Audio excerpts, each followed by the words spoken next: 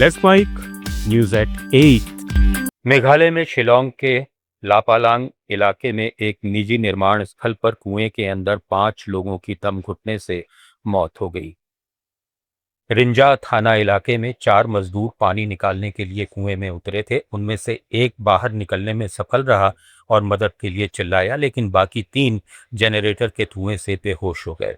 आसपास के 2 भाइयों ने उन्हें बचाने की कोशिश की, लेकिन वे भी उसी धुएं की चपेट में आ गए। राज्य बचाव दल ने सभी 5 को बाहर निकाला। उन्हें अस्पताल ले जाया गया, जहां डॉक्टरों ने उन्हें मृत घोषित कर दिया। तमिलनाडु में भ्रष्टाचार विरोधी निदेशालय ने एक हफ्ते में 7 सरकारी कर्मचारियों को गिरफ्तार किया है। 4 से 10 जुलाई के बीच की गई छापेमारी में सरकारी दफ्तरों और अंतर्राज्यीय वाहन चेक पोस्ट से 32,30,000 रुपए से ज्यादा नकदी बरामद हुई। विल्लुपुरम जिले में बिल्डिंग प्लान मंजूरी के लिए 15,000 रुपए की रिश्वत लेते एक जूनियर असिस्टेंट और तिरुपुर में पट्टा ट्रांसफर के लिए 5,000 रुपए लेते एक वीएओ को गिरफ्तार किया गया। चेन्नई में एक पुलिस कांस्टेबल को भी दोपहिया वाहन के दस्तावेज लौटाने के लिए 4,000 रुपए लेते पकड़ा गया।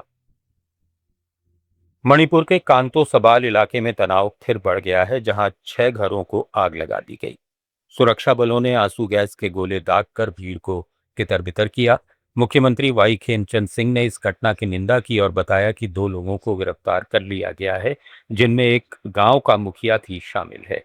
इलाके में सुरक्षा बढ़ा दी गई है और स्थिति पर नजर रखी जा रही है।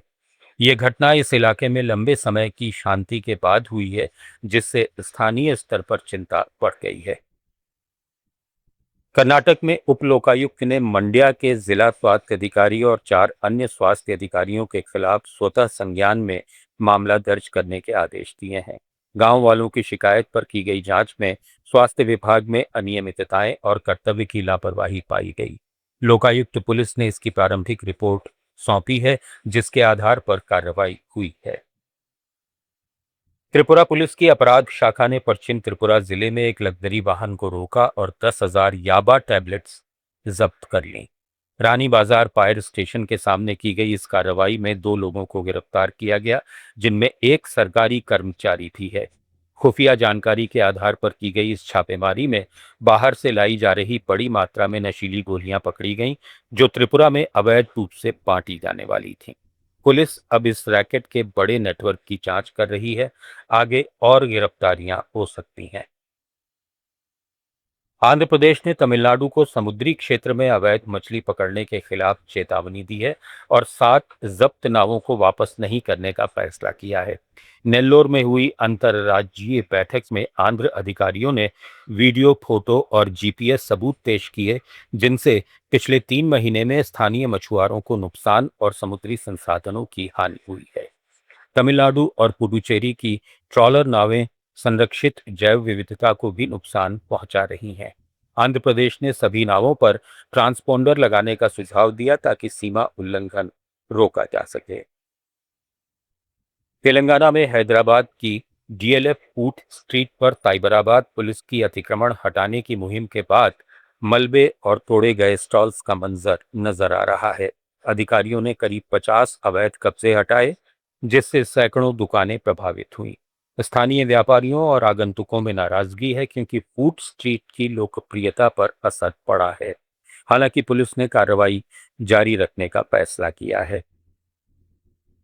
त्विषा शर्मा मौत मामले में कोर्ट के आदेश पर दिल्ली एम्स के मेडिकल बोर्ड ने दूसरा पोस्टमार्टम पूरा कर अपनी 11 पन्नों की फॉरेंसिक रिपोर्ट सीलबंद लिफाफे में सीबीआई को सौंप दी है। रिपोर्ट को फिलहाल सार्वजनिक नहीं किया गया है। मीडिया रिपोर्ट्स के मुताबिक फॉरेंसिक जांच में कथित लिगेचर सामग्री और गर्दन पर मिले चोट के निशानों के बीच मेल मिलने की बात सामने आई है। हालांकि मेडिकल बोर्ड की अंतिम राय गोपनीय रखी गई है। दूसरा पोस्टमार्टम पहले पोस्टमार्टम में उठे फॉरेंसिक सवालों को स्पष्ट करने के लिए कराया गया था। अब मामले की आगे की जांच सीबीआई कर रही है और अंतिम निष्कर्ष अदालत की प्रक्रिया के तहत सामने आएंगे। न्यूज एट 8 में फिलहाल इतना ही। जुड़े रहिए लेट्स माइक के साथ। आप सुन रहे थे let's mike more than radio. Follow कीजिए हमें हमारे सोशल मीडिया प्लेटफॉर्म्स पर। आप सुन रहे थे let's mike more than radio. Follow